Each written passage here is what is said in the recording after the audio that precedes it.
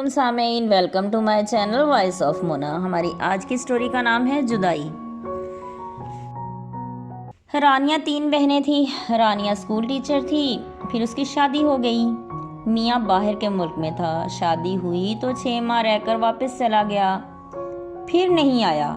رانیہ کی ایک بیٹی ہوئی جسے وہ پال رہی تھی۔ شوہر پیسے بھیج دیتا، گھر اپنا تھا، کسی چیز کی کمی نہیں تھی۔ رانیہ بھی آزاد تھی، جدھر دل کرتا چلی جاتی، کوئی روک ٹوک نہیں تھی۔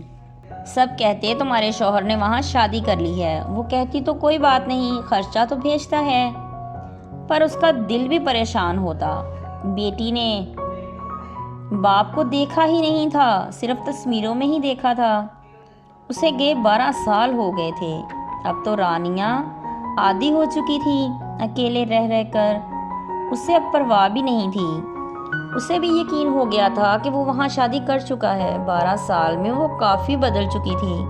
اس نے ایک گھر اپنی امی کے گھر کے پاس بھی بنا لیا تھا، وہ اب وہاں رہنے لگی۔ اس نے وہ گھر بہت زبردست اور بہت خوبصورت بنایا اور گاڑی بھی لے لی۔ سسرال والوں سے بنتی نہیں تھی، شوہر پیسے بھیجتا تھا، وہ آزاد تھی۔ اس نے اب سوچا کہ کاروبار بھی ہونا چاہیے۔ اس نے ایک نیو سوسائٹی میں کمرشل جگہ لے کر مارکیٹ بنا لی۔ اب اس کی بیٹی 18 سال کی ہو چکی تھی، وہ اب باپ کے خلاف ہو چکی تھی۔ ان کے پاس سب کچھ تھا، وہ بہت سمجھاتی، ہماری زندگی میں اس نے کوئی کمی نہیں چھوڑی، وہ پیسے نہیں بھیجتا تو ہم کیا کرتے۔ رانیہ نے ہانیہ کو کہا، تم پڑھ کے اپنے لیے کچھ سوچو، باپ سے ملنے جانا ہے تو چلی جاؤ۔ اس نے شوہر سے کہا کہ ہانیہ کو اپنے پاس بلا لو، لیکن اس نے انکار کر دیا۔ ہانیہ کو ضد تھی، اس نے خود ہی کوشش کر کے ویزا لگوایا، آج وہ باہر جا رہی تھی۔ رانیہ نے شوہر کو بتا دیا کہ ہانیہ آ رہی ہے، اس کو ریسیو کر لینا۔ وہ غصہ کر رہا تھا۔ رانیہ نے کہا، سچ سچ ہوتا ہے، وہ تمہارا خون ہے، اس کا دل تھا تمہیں دیکھنے کا، وہ آ رہی ہے۔ یہاں ہم بہت کچھ سن چکے ہیں، تم گھبراؤ نہیں، مجھے پتا ہے تم شادی کر چکے ہو اور تمہارے بچے بھی ہوں گے۔ اس نے کہا، تم صحیح ہو، لیکن میں اس کو کیسے بتاؤں گا، میں تو مصیبت میں پھنس جاؤں گا۔ رانیہ نے ہانیہ کو ساری صورتحال بتا دی تھی۔ ہانیہ تیار تھی ہر طرح کے حالات سے نمٹنے کے لیے۔ وہ وہاں پہنچی، باپ کو پہلی مرتبہ دیکھا، لیکن کوئی اپنائیت محسوس نہیں ہوئی۔ وہ ملے اور گھر چل دیے۔ ہانیہ کو جھٹکا تب لگا جب اسے پتہ چلا کہ اس کی سوتیلی ماں اس کی ہم وطن ہے۔ اس کے باپ نے اسے اپنی بھتیجی کہا، اس نے بھی خاموشی مناسب سمجھی۔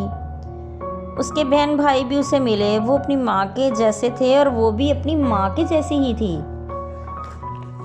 پھر اسے کچھ دن وہاں رہ کر ہاسٹل میں رہائش کر لی۔ وہ پڑھائی کے لیے آئی تھی، وہ آ تو گئی تھی، لیکن اب ماں کے اکیلے ہونے کا احساس اسے مار رہا تھا۔ پھر کچھ عرصے میں اس نے واپسی کا ارادہ کر لیا اور واپس چل دی۔ اس نے واپسی کا کسی کو نہیں بتایا تھا۔ اس نے گھر کی ڈور بیل بجائی تو نوکر دروازہ کھولنے کے لیے آیا۔ اس نے چپ رہنے کا اشارہ کیا۔ اندر گئی تو ماں اس کی تصویر لیے رو رہی تھی۔ اس نے آنکھیں اٹھا کر دیکھا تو ہانیہ ہنس دی، وہ گلے لگ گئیں۔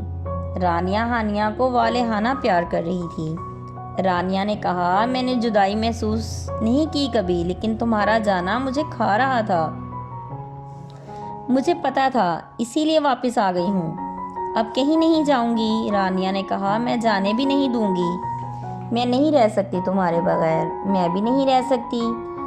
رانیہ نے نوکر کو آواز دی اور کہا، کھانا لگاؤ، بہت بھوک لگی ہے۔ پھر وہ بیٹھ کر باتیں کرنے لگیں۔ کھانا لگ گیا تو کھانا کھانے چلی گئیں۔ جدائی واقعی ظالم ہوتی ہے، پر اس کی جس سے آپ کا دل پیار کرتا ہے، جس سے آپ کو محبت ہوتی ہے۔